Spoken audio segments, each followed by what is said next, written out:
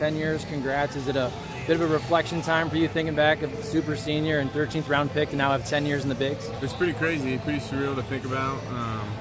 Pretty special day, and just hard to even put into words, really. I'm glad you brought that up, man. That's just what an amazing accomplishment.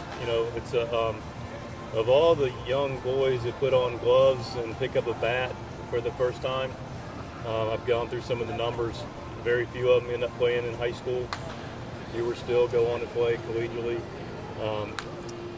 Very, very few end up playing a day of minor league baseball. An even much smaller number. I think there's more attorneys and doctors in the city of Boston there are than the history of currently than there in the history of Major League Baseball players. And to get one day in the big leagues is quite an accomplishment. To play 10 years at a high level, what you have to do, especially in an organization like this, to stay relevant, is an amazing accomplishment. One of only 6% of the guys that ever play in the big leagues get 10 years in the game in.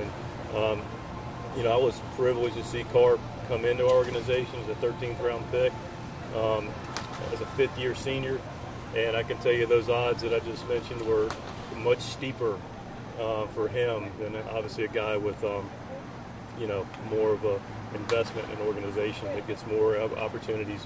When you're a high round guy, you get every opportunity to fail. When you're a late round guy, a fifth-year senior, you have zero margin for failure. And he basically willed his way with his talent and his dedication to his craft to come up here and be a really good player for this organization for the last 10 years and help us win a lot of baseball games. And he's been a tremendous teammate too, because he came up as a third baseman, went to second, played first, has accepted a lesser role and been a tremendous teammate.